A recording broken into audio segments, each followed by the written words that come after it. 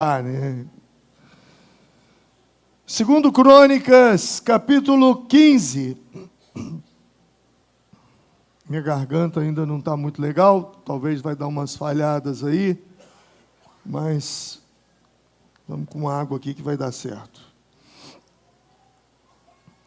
Ontem pela manhã,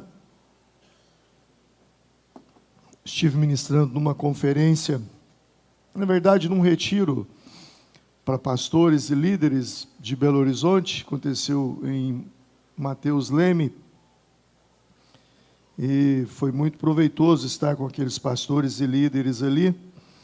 Dividiu o púlpito comigo lá o pastor Edésio, que é pai do Nicolas, que é deputado.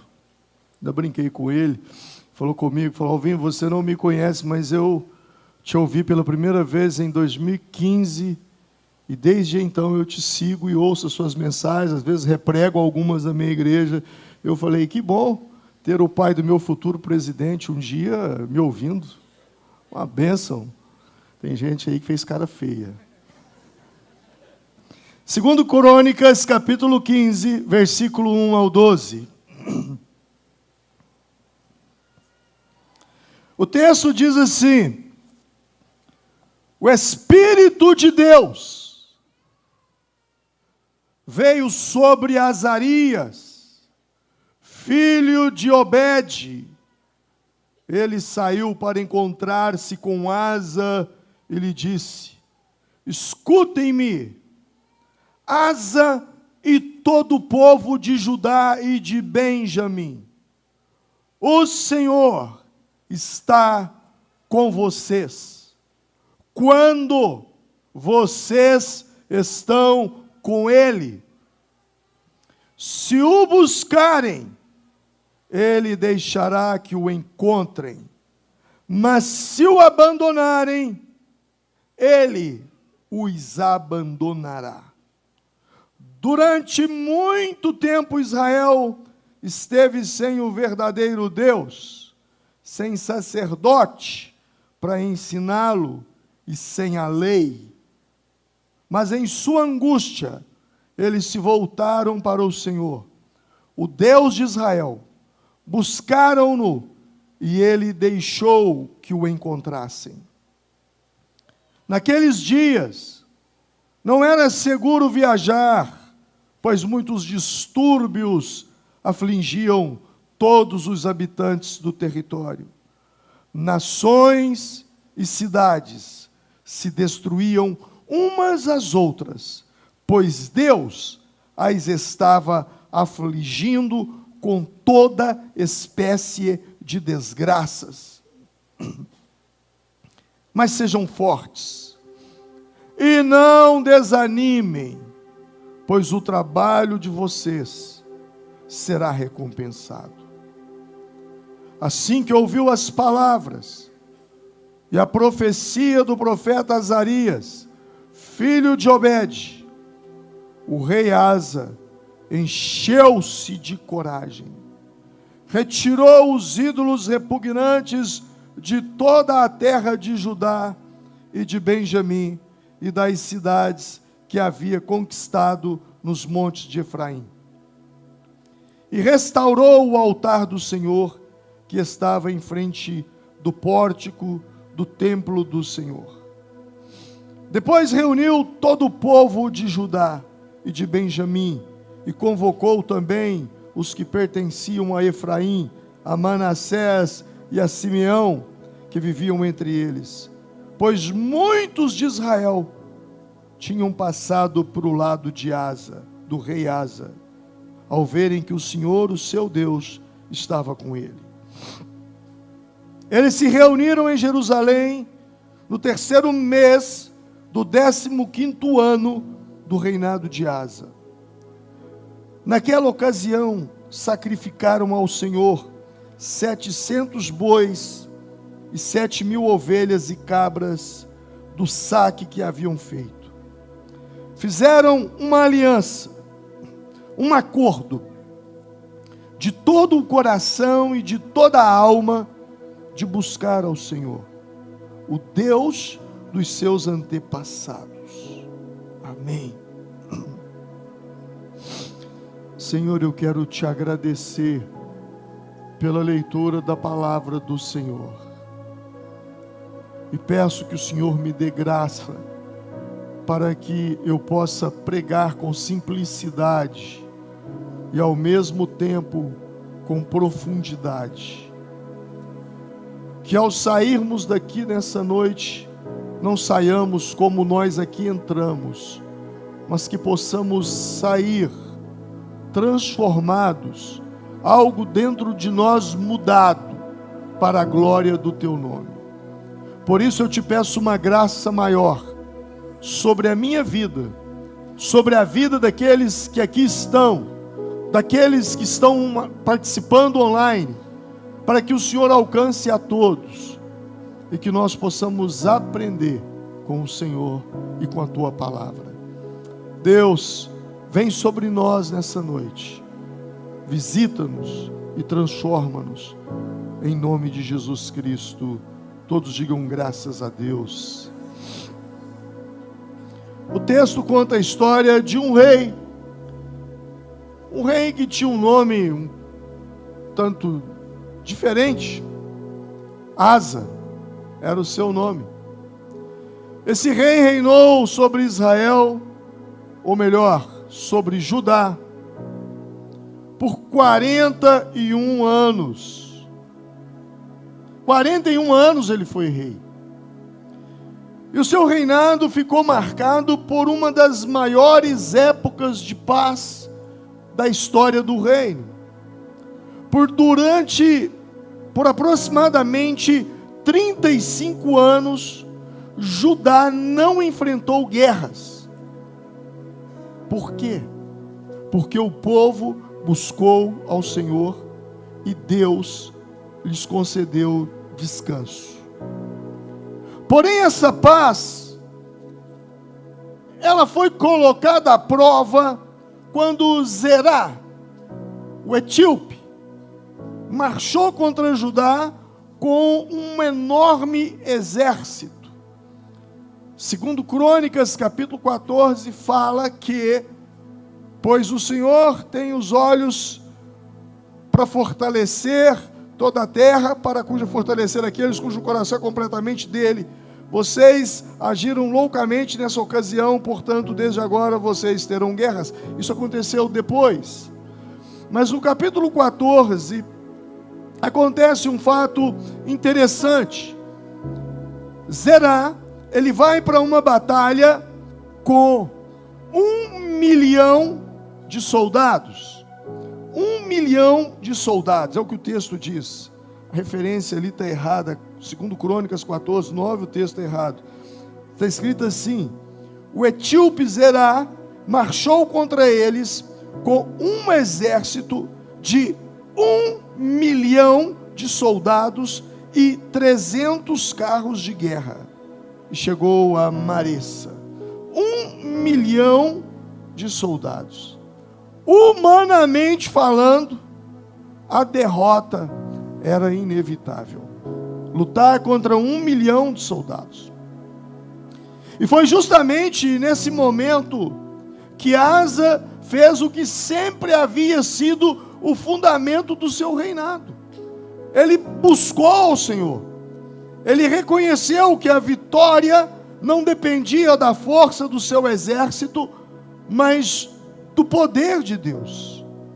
E o Senhor respondeu à sua confiança, respondeu à sua fé, derrotou os etíopes e confirmou uma verdade espiritual que eu e você precisamos trazê-las para dentro das nossas casas e especificamente para dentro da nossa vida. A paz, a segurança e a vitória são frutos de uma vida que tem o propósito de buscar ao Senhor. Após vencer esse exército etíope, Asa recebe uma palavra de um profeta, uma palavra de Deus, e no capítulo 15, ele toma algumas atitudes. Eu poderia ressaltar pelo menos as duas mais importantes. Primeiro, ele acabou com a idolatria que havia sobre Judá. Limpou a casa. E segundo, ele fez uma aliança, um acordo de buscar ao Senhor. Então, primeiro, ele removeu o pecado. Ele abandonou aquilo que fazia com que Israel se tornasse fraco diante dos seus inimigos. E haja vista, quando você lê a Bíblia, ao longo de toda a Bíblia, as maiores, grandes derrotas de Israel foi por causa de idolatria. Adoração a falsos deuses, a ídolos mudos, de barro, de pedra, de madeira, que não podem ver, nem ouvir, nem andar, como diz o Salmo 115, e tornam-se semelhantes a eles todos os que neles confiam. Asa toma essa atitude, mas ele não toma só essa atitude. O texto diz que ele faz uma aliança de buscar a Deus. Isso me lembra uma palavra de Jesus em Lucas capítulo 11. Jesus disse assim: quando um espírito imundo sai de alguém, ele anda por lugares secos procurando descanso e não acha. Então diz: voltarei para a minha casa de onde saí, e quando chegar, encontra-a varrida e a arrumada. Então vai e leva outros 7 espíritos piores do que ele, e entram nela e habitam, e a última situação daquela pessoa fica pior do que a primeira. Por que eu me lembro desse texto? Porque Asa toma 2 atitudes. E Jesus, nessa passagem, ele fala de 2 atitudes. Jesus disse que quando o demônio sai de uma pessoa, ele vai para lugares secos e áridos, buscando descanso, e não encontrando, ele diz: voltarei para a minha casa. Para que casa? O corpo daquela pessoa. E quando ele volta, ele a encontra varrida e arrumada, ou seja, limpa. Foi a primeira atitude do rei Asa. Ele limpou a casa. Mas ele toma uma outra atitude que algumas pessoas não tomam, que é buscar ao Senhor, encher a casa com o Espírito Santo, encher o seu corpo com o Espírito Santo. Até porque o seu corpo, segundo diz a Bíblia, ele é santuário de Deus, e o Espírito Santo habita nele.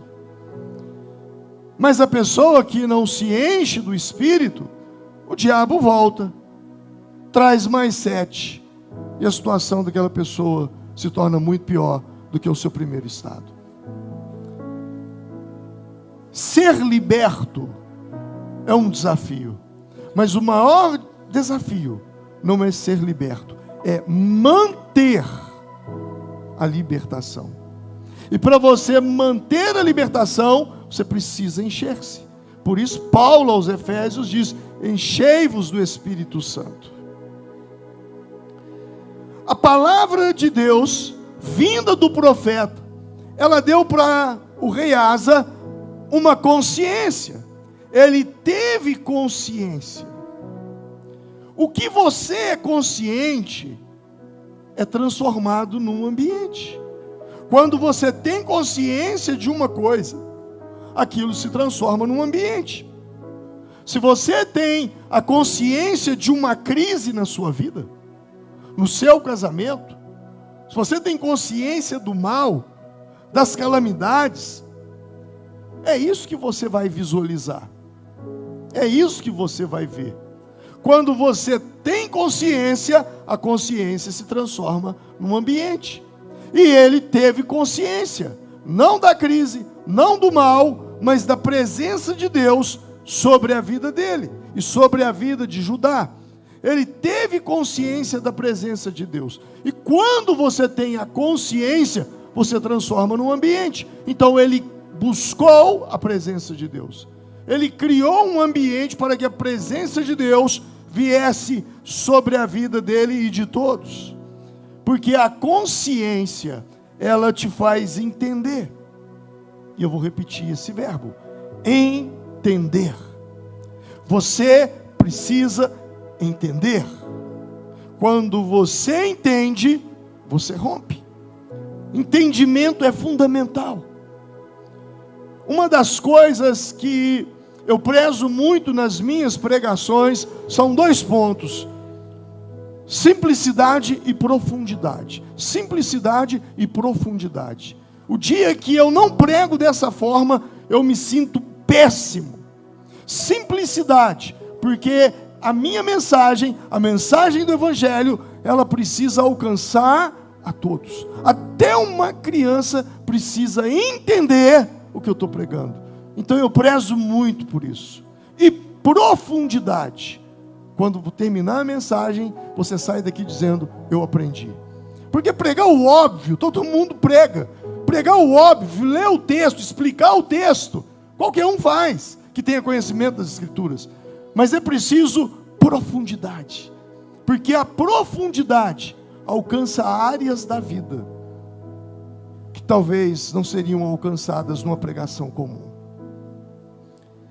E quando eu falo dessa simplicidade, mas ao mesmo tempo também eu falo sobre o entendimento, de entender, porque é tão importante. Jesus disse: amarás o Senhor teu Deus com toda a tua força, com toda a tua alma e com todo o teu entendimento. Entendimento. Se você não entender, não vai resolver. Por isso que a Bíblia diz no Evangelho de Mateus, capítulo 13, Jesus falando da parábola do semeador, Jesus, ele nos mostra algo ali profundo e simples. Jesus disse: quando alguém ouve a palavra do reino e não entendendo, o maligno arrebata, rouba, toma o que foi semeado no seu coração. Este é o que foi semeado ao pé do caminho. Jesus está falando dos 4 solos da semeadura, a parábola do semeador. E ele fala de um momento que o maligno rouba a palavra do seu coração. A semente é a palavra, seu coração é a terra. E o que faz o diabo roubar essa semente que está sendo semeada hoje? A falta de entendimento. O texto diz: ouvindo alguém a palavra do reino e não a entendendo, vem o maligno e rouba. O diabo não quer que você entenda. Se tem uma coisa que o diabo não quer, é que você entenda as Escrituras, que você entenda a palavra. Essa é uma das maiores lutas das pessoas. Pastor, eu leio, mas eu não entendo. E isso é uma batalha espiritual. Porque quando você entende, as coisas começam a acontecer. Você toma consciência. E isso é fundamental. A Bíblia diz então que veio uma promessa de recompensa. Há uma recompensa para aqueles que buscam a Deus. E Jesus, ele falou sobre isso no Sermão da Montanha. Jesus, ele nos falou 3 coisas que, se você fizer em secreto, elas vão gerar em você uma recompensa. Jesus, ele fala sobre dar esmolas, ele fala sobre jejuar, e ele fala sobre orar. É interessante isso, porque todas elas, Jesus repete a mesma promessa: e teu Pai que está em secreto te recompensará. Interessante que Mateus 6,4 diz: para que a tua esmola fique em secreto, e teu Pai que vem em secreto, Ele mesmo te recompensará publicamente. Mateus 6,6, Jesus diz: e tu, quando orares, ora no teu aposento, fecha a tua porta, ora teu Pai que está em secreto, e teu Pai que te vê em secreto te recompensará publicamente. Mateus 6,18, para que não pareças aos homens que jejuam, mas a teu Pai que está em secreto, e teu Pai que te vê em secreto te recompensará publicamente. 3 coisas que, se você fizer, você será recompensado: orar, jejuar e dar esmolas, e contribuir. Essas 3 coisas fazem com que Deus te abençoe. Deus, ele nunca fica devedor de alguém que o busca com sinceridade, jamais. A verdade é que existe mais, sempre existirá mais, para aqueles que têm fome de Deus. E a fome, muitas vezes, é o termômetro da saúde. Quando uma pessoa adoece, uma das primeiras coisas que ela perde é a fome. E quem se adoece espiritualmente, ele também perde a fome. A fome pela palavra, a fome por buscar a Deus, a fome pela presença de Deus, ele perde. Então eu e você precisamos entender isso. Em Crônicas capítulo 15, versículo 2, Deus diz para ele claramente: se o buscar, ele se deixará achar. Se vocês o buscarem, vocês o acharão. Observe que Deus não disse que, se vocês o buscarem, Ele os abençoará. Não, o texto diz: se vocês o buscarem, Ele se deixará encontrar. Vocês o encontrarão. Por que eu estou dando uma ênfase nisso? Porque a primeira recompensa, eu disse que tem 3 recompensas que a gente precisa entender, e Mateus 6 fala sobre elas. O teu pai te recompensará publicamente. O texto que o profeta fala com Asa, o rei, ele diz: o Senhor está com você quando você está com ele. Se o buscar, ele deixará que o encontre, mas se o abandonar, ele também os abandonará. A primeira recompensa, e a mais poderosa de todas elas, talvez você esteja pensando: então eu vou buscar a Deus, porque aí o Senhor vai me recompensar com um carro, com uma moto nova, com uma casa, com sei lá o quê. Mas o texto está dizendo: se você o buscar, você o encontrará. A maior recompensa não são coisas materiais, é a presença de Deus. Quando você busca, você o encontra. Quando você busca, você o acha. Essa é a grande de todas as recompensas.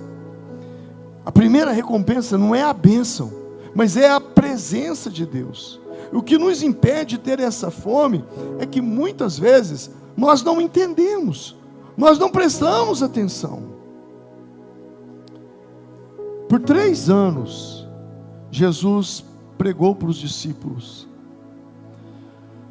Por 3 anos, Jesus disse aos discípulos: eu serei preso, eu serei condenado, eu morrerei e eu ressuscitarei. Ao 3º dia eu ressuscitarei. 3 anos eles ouviram isso da boca de Jesus. E o dia que aconteceu, que eles prenderam Jesus, o que aconteceu com os discípulos? Eles fugiram. Fugiram. Eles esqueceram Jesus o tempo todo. Eu serei preso, eu serei condenado, eu serei crucificado, eu morrerei, eu ressuscitarei. E no dia que acontece, eles fogem. E fugiram por quê? Porque não lembraram. Por outro lado, havia um sacerdote chamado Caifás, que era o líder dos sacerdotes naquele ano. E quando Jesus é crucificado, Caifás, juntamente com outros sacerdotes, vão até Pilatos e diz assim para Pilatos: coloque guardas na porta do túmulo, porque ele disse que ressuscitaria. Caifás nunca participou de uma pregação de Jesus. Caifás nunca foi num culto de Jesus, mas ele ouviu dizer que Jesus havia dito que quando ele morresse, ele ressuscitaria ao 3º dia. Por que eu estou falando isso? Porque o mesmo acontece conosco.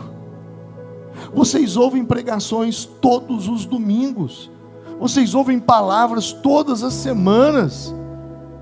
E quando chega o dia, vocês esqueceram. Enquanto que uma pessoa que está visitando o culto e participa de uma mensagem como hoje, essa pessoa vai participar e vai embora. Daqui 3, 4 anos eu vou encontrar com essa pessoa. E ela vai falar para mim: pastor, o senhor não me conhece, mas eu já fui num culto na sua igreja. E no dia que eu fui, o senhor estava falando sobre isso, isso e isso, e como aquilo me marcou. Jesus disse: os filhos das trevas são mais hábeis do que os filhos da luz. As pessoas que são de fora, elas guardam, e os que são de dentro, esquecem. E essa é uma dinâmica do mundo espiritual. Por isso o texto de Lucas diz, de Mateus diz: e não entendendo, o maligno rouba, porque esquece. Os discípulos se esqueceram, mas Caifás não esqueceu. A Bíblia diz que quando você ora, você busca a Deus, você entrega a sua vida a Ele, fecha a porta, busca o teu Pai que está em secreto. Nós somos criados para achar completa realização somente nele. Agostinho de Hipona disse: tu nos criastes para ti, e o nosso coração não encontra repouso até que descanse em ti. Nós somos criados para ti, e o nosso coração não encontra repouso até que descansemos em ti. Talvez você está dizendo: eu ando tão cansado, e eu não sei o que acontece, eu tiro férias, e parece que quando eu volto pior, mais cansado. É porque o seu descanso, você acha que você precisa de férias, talvez de fato precise, mas muitos de nós estamos cansados, porque nós estamos distantes de Deus. O nosso descanso é nele. Como disse Agostinho: tu nos criastes para ti, e o nosso coração não encontra repouso até que descanse em ti. O ser humano, ele é movido por 3 coisas.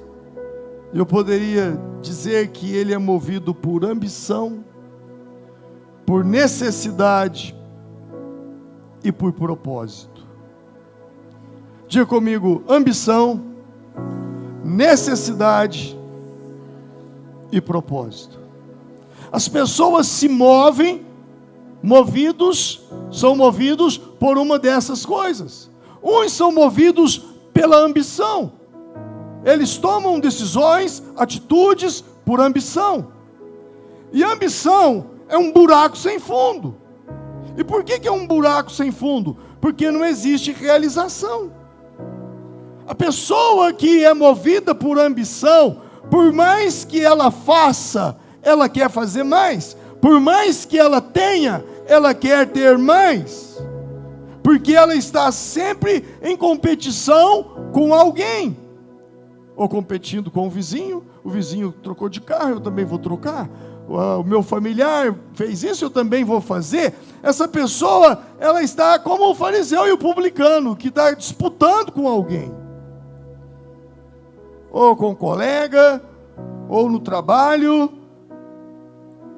E Eclesiastes, capítulo de número 5, vai dizer: quem ama o dinheiro, nunca tem o suficiente. Quem ama as riquezas, nunca fica satisfeito com os seus ganhos. Por mais que você tem, você quer mais. E por quê? Porque você é movido por ambição. Se você se encaixa no que eu estou falando, comece a rever aquilo que te move. Porque nunca tem fim. Mas existem pessoas que elas são movidas também por necessidade. E a pessoa que é movida por necessidade, ela está sempre correndo atrás de algo e nunca alcança. Por quê? Porque Deus não investe em necessidade. Necessidade, Deus supre. A pessoa movida por necessidade, ela vive como se Deus sempre devesse algo para ela. É uma pessoa que é movida por autocompaixão, por vitimismo. O tempo todo ela se compara e o tempo todo ela se diz vítima de alguma coisa.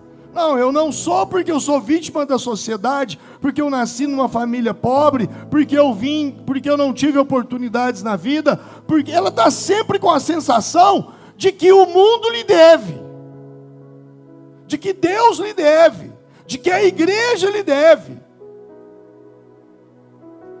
É o tipo de gente que vive correndo atrás por necessidade. E quem vive por necessidade, ele está sempre correndo atrás e nunca alcança. Sabe quem vivia assim? Jesus falou sobre eles. Mateus capítulo 6, versículo 27 ao 33. Olha o que a Bíblia diz. Quem de vocês, por mais que se preocupe, pode acrescentar uma hora que seja à sua vida? E por que vocês se preocupam com roupas? Vejam como crescem os lírios do campo. Eles não trabalham, eles não fiam. Contudo, eu lhes digo que nem Salomão, em todo o seu esplendor, vestiu-se como um deles. Se Deus veste assim a erva do campo, que hoje existe e amanhã é lançado no fogo, não vestirá muito mais a vocês, homens de pequena fé? Portanto, não se preocupem dizendo o que comeremos, ou o que beberemos, ou o que vestiremos, pois os gentios, uma outra tradução vai dizer, pois os pagãos, é que correm atrás de todas essas coisas.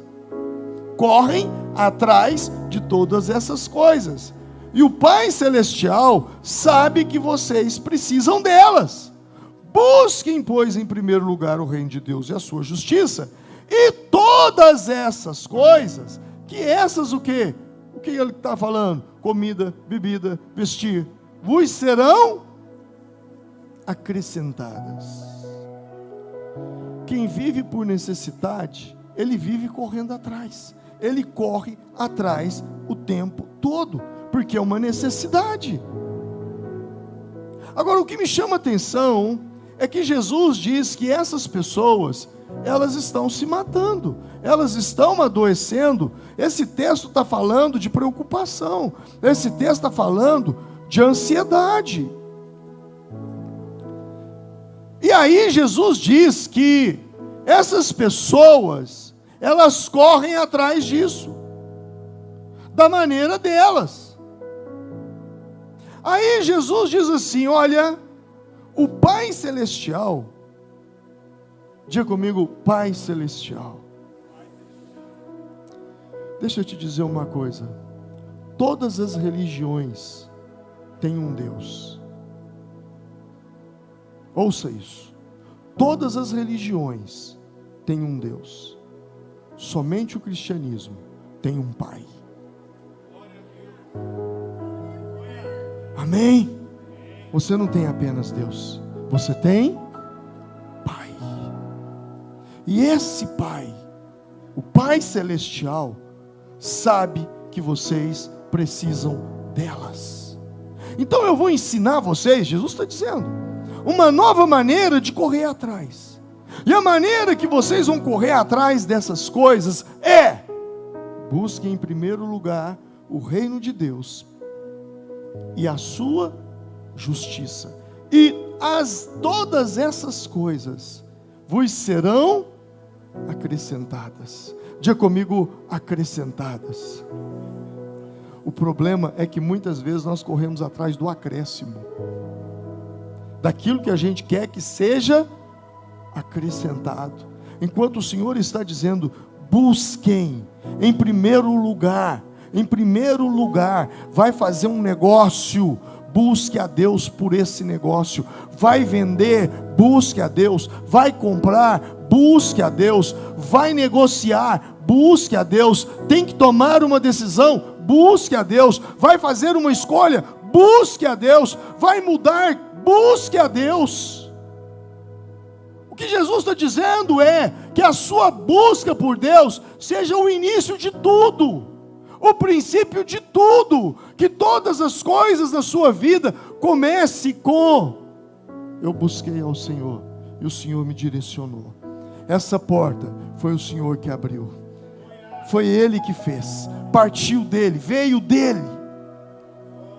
O que Jesus está ensinando é isso: buscar em primeiro lugar, prioridade, importância, o reino de Deus e a sua justiça, e as demais coisas vos serão acrescentadas. E foi o que o rei Asa fez.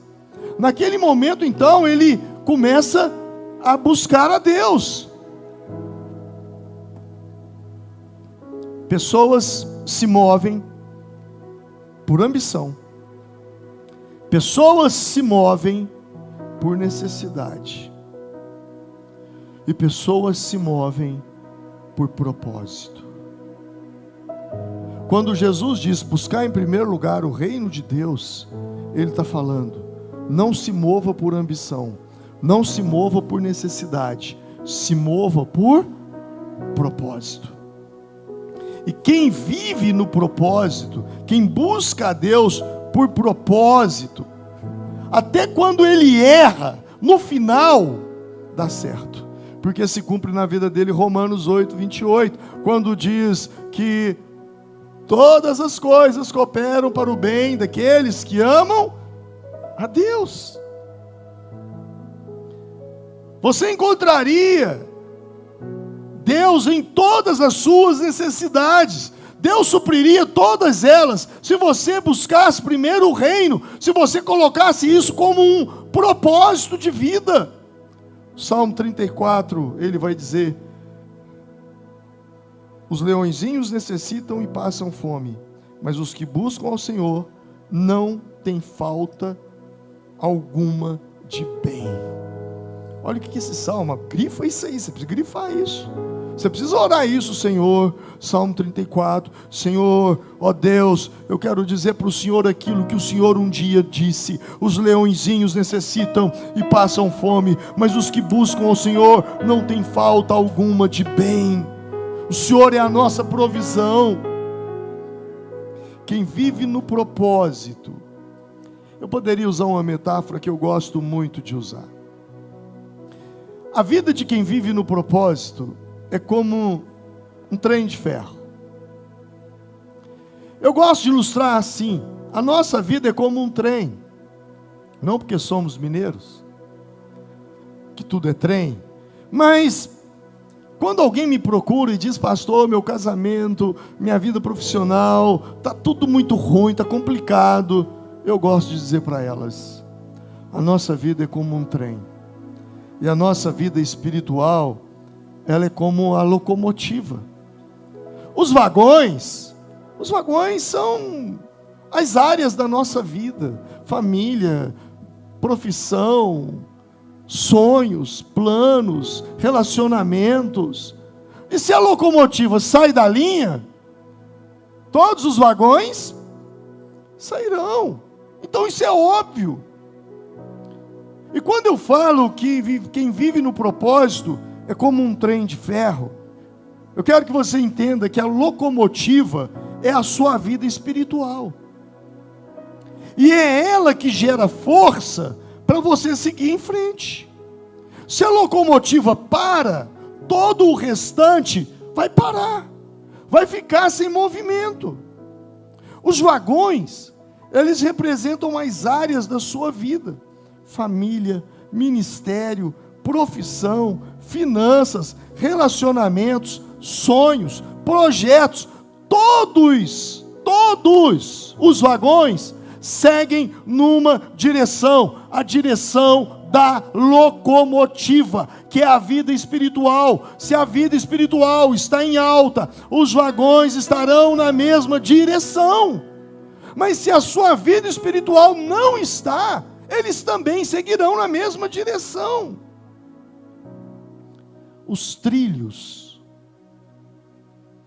Os trilhos são o propósito de Deus para a nossa vida.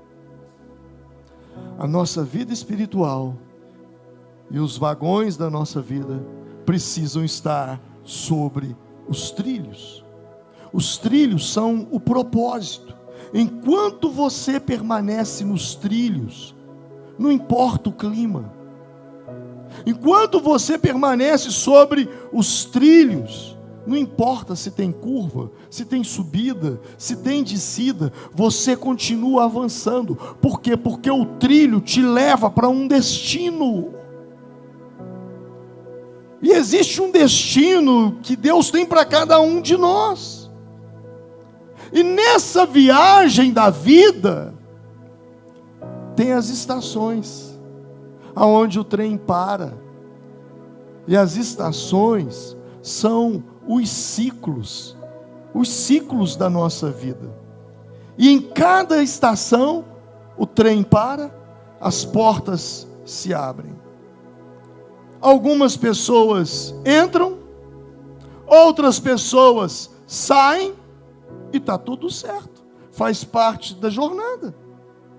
Se alguém entrou, o trem não vai ficar mais pesado, porque quem sustenta a viagem é a locomotiva. E a locomotiva, que é a vida espiritual, está sobre os trilhos já esqueceram? Propósito. Eu vou repetir isso. Locomotiva é o quê? A vida espiritual. Os vagões são o quê? Áreas da nossa vida. Os trilhos são o quê? O propósito de Deus. E as estações são o quê? Os ciclos da vida. Guarda essa metáfora, porque ela vai poder te salvar em algum momento da vida. E nessas paradas, algumas pessoas entram, outras pessoas saem, as portas se abrem. Quem entrou, o trem não ficou mais pesado, porque quem sustenta a viagem é a locomotiva, e ela anda sobre os trilhos do propósito. Se alguém desceu, se alguém saiu, o destino também não mudou, porque o propósito continua o mesmo. Quem vive pelo propósito não depende de permanência de pessoas para continuar caminhando.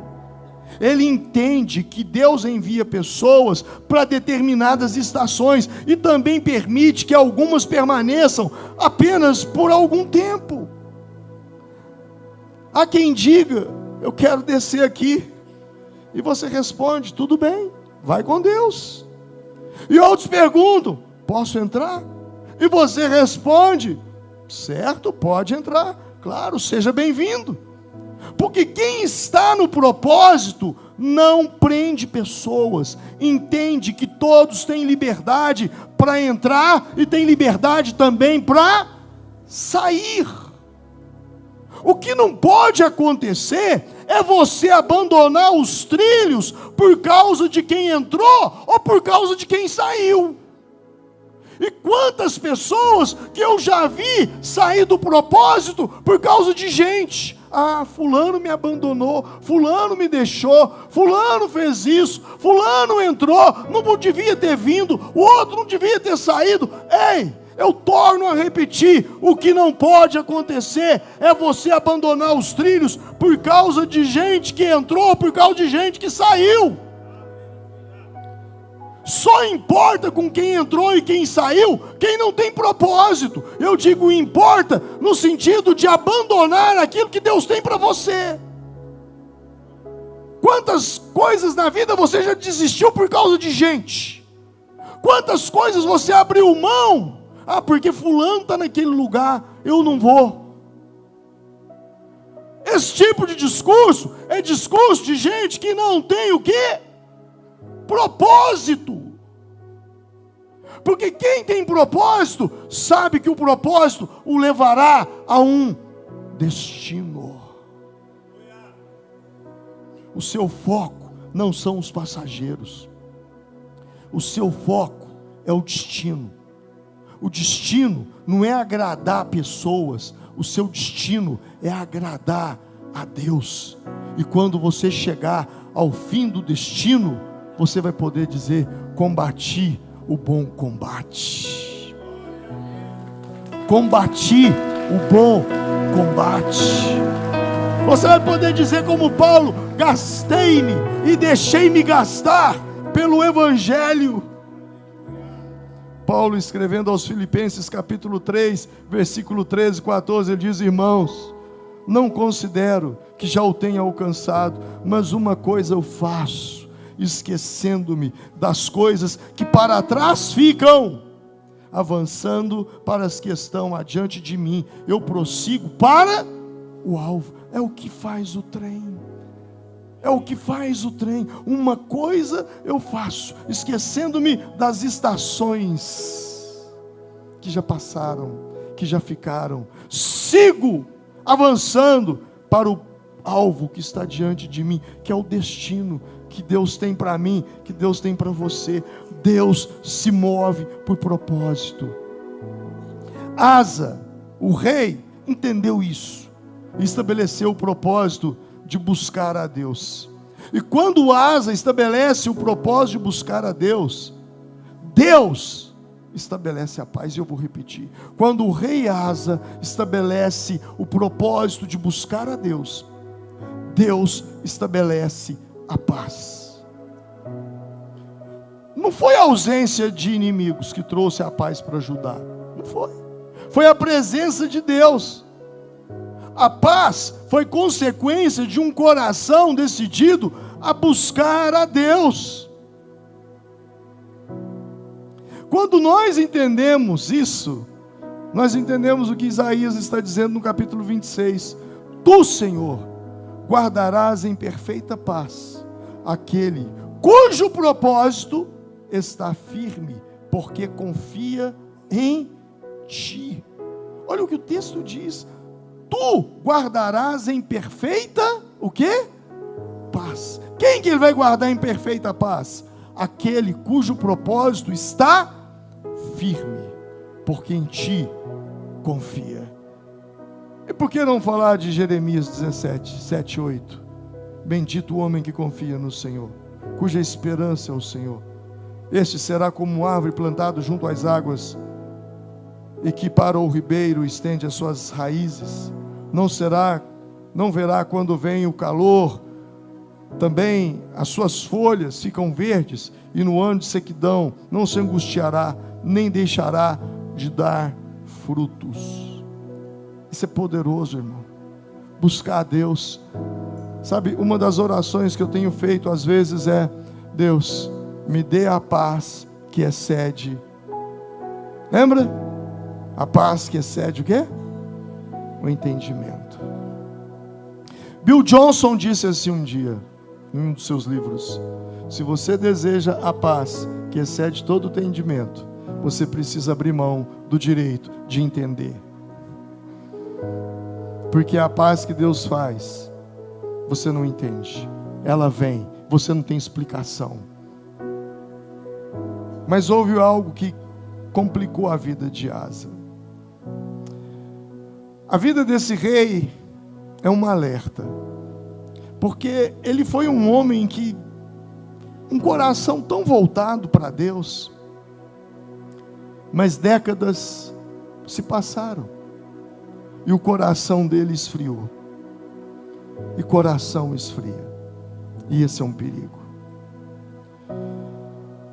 O sal se torna insípido, o amor esfria, e foi isso que aconteceu com Asa.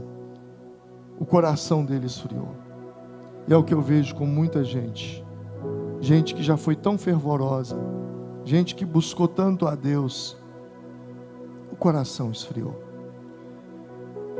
Capítulo 16, os últimos anos de Asa. Anos depois, diante de um ataque, novamente, agora um outro rei, Asa, ao invés de orar, sabe o que ele fez? Ele pegou o ouro do templo para comprar uma aliança política. A estratégia até funcionou aos olhos humanos. Mas Deus enviou o profeta Anani. E o profeta veio repreendê-lo, porque ele confiou mais em homens do que em Deus. E ao invés de ouvir a palavra e receber a palavra, o que ele fez? Ele perseguiu o profeta e colocou o profeta no cárcere. Ele ficou furioso, ele prendeu o profeta. No fim da vida, Asa pegou uma doença nos pés. Capítulo 16, versículo 12. No 39º ano do seu reinado, Asa foi atacado por uma doença nos pés. Embora a sua doença fosse grave, não buscou a ajuda do Senhor, mas só dos médicos. Olha o que o texto diz. No fim da vida, ele veio uma doença sobre os seus pés. E o triste detalhe é que nem na sua doença ele buscou o Senhor. Gente, um homem que venceu 1 milhão de soldados por causa do Senhor, um homem que teve tantas experiências com Deus por causa do Senhor. Agora esse homem, ele abandona o Senhor, o coração dele esfria, ele quer fazer negócio com as trevas. Ele vai pegar o ouro do templo para negociar ali uma aliança política. O problema de Asa não foi procurar o tratamento. Não, o texto diz que ele confiou em Deus, ele não buscou em Deus, mas ele buscou nos médicos. Deixa eu te dizer uma coisa. Os médicos são enviados por Deus.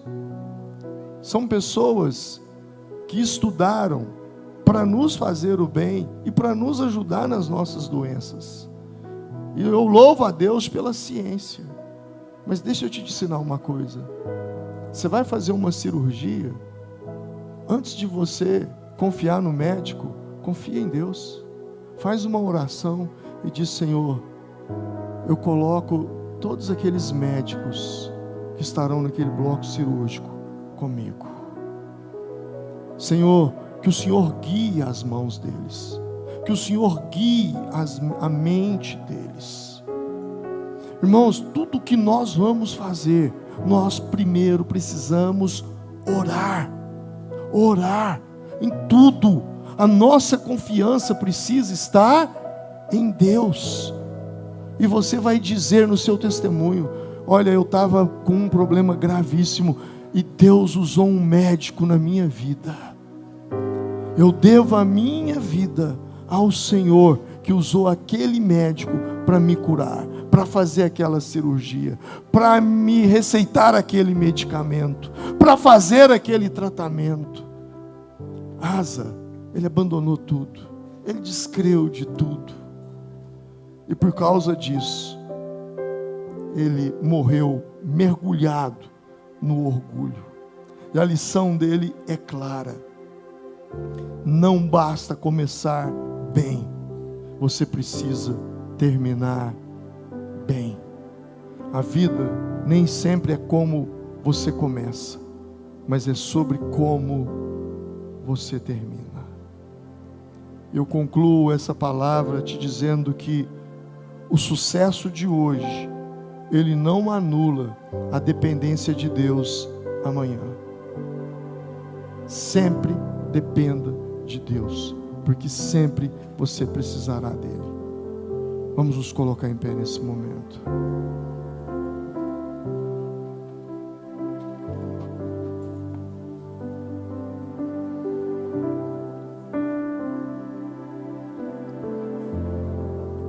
Asa permitiu que a locomotiva saísse dos trilhos. E quando a locomotiva saiu dos trilhos, ao invés de voltá-la para os trilhos, Talvez ele tenha tentado voltar os vagões. E é o que as pessoas fazem. Ah, eu quero que o meu casamento agora dê certo. Mas a vida espiritual não está dando certo. Tem gente que na hora do aperto, ele parece que tem até um... Como é que chama aquele negocinho assim? Aquela coisa na cabeça, né? É áurea. Mas depois, quando as coisas se ajustam, a primeira coisa que ele faz é se afastar da presença de Deus. Não seja como o rei Asa, que termina mal. Sempre busque o Senhor. Feche os seus olhos. Deixa essa canção falar ao seu coração.